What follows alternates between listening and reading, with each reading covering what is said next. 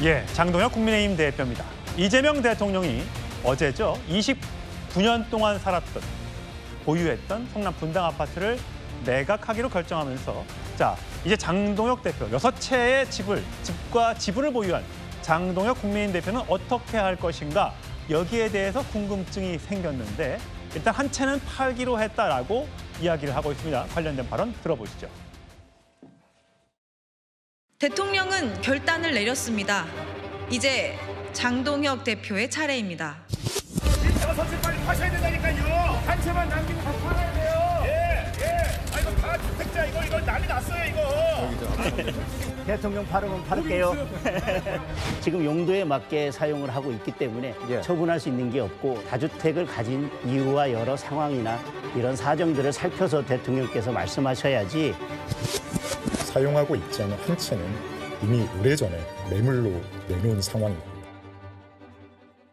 자, 김기웅 대변인. 이렇게 서울 구로 아파트, 충남 보령주택, 서울 여의도 오피스텔, 또 어머니가 살고 있는 여러 가지 아파트, 또 지분들, 상속받은 지분들. 이 가운데 이 서울 여의도의 오피스텔은 지금 팔려고 내놨는데 안 팔리고 있다. 자, 나머지 5채는 지금 어떻게 하겠다는 겁니까? 뭐 상의를 하겠지만 지금 거주하는 이유가 있지 않습니까? 소위 말해서 이제 충남 보령에 있던 노모 90살 넘은 노모께서 지금 어떻게 보면 사실상 굉장히 오래된 구옥에 살고 계십니다. 그러면 상속받은 건데 그걸 누구한테 팔면 어머니를 어떻게 해야 됩니까? 그리고 장모 같은 경우도 지분을 받은 부분이 있습니다. 그런 것이죠. 그래서 저는 다주택자를 지금 악마하고 있는 지금 이재명 정부에 대해서 동의하지 않습니다. 다주택자 집이 2~3채 된다고 한들 그분들이 다 사는 게 아니잖아요. 누군가한테는 전세나 누군가 월세 주는 겁니다. 다 역할을 하고 있는데 저희가 이재명 대통령에 대해서 집에 대해서 문제를 삼는 이유는 본인이 2020년에 분당에 있다가 갑자기 계양을로 오셨습니다. 배지 달기 위해서 갑자기 왔습니다. 그러면서 문제가 되니까 자기가 그 집 팔겠다고 얘기했습니다. 본인 입으로 스스로 말씀을 하셨고요. 그런데 지금 또 무슨 말씀을 하시냐면 다주택자도 나쁜 사람인데 전세 끼고 집 사는 것도 나쁘다. 그리고 대출을 일으킨 것도 문제다. 그러면 심지어 뭐라고 얘기하시냐. 한 채인데 내가 거주하지 않는 집도 문제다 이렇게 얘기를 했던 겁니다. 그럼 뭐죠? 그럼 우리 국민들은 묻습니다. 이재명 대통령은 왜 거주하지 않는 집, 그 집에 대해서 가만히 놔두느냐.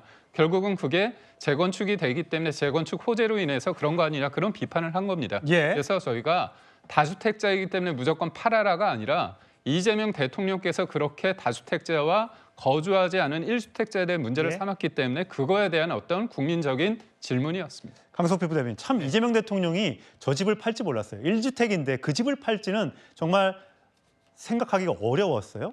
뭐 승부수라고 하시는 분들도 있던데.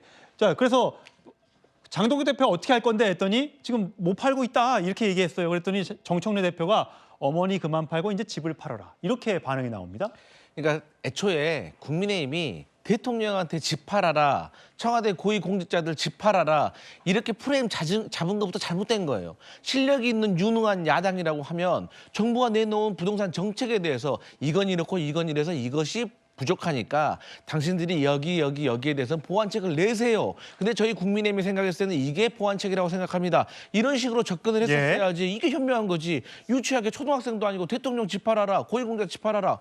만약에 대통령 집 팔고 고위공직자들 다 집을 팔았는데 부동산 정책 실패했다고 쳐요. 그러면 그때 국민의힘이 아이고 아쉽네요. 괜찮습니다. 이러지 않았을 거 아니잖아요.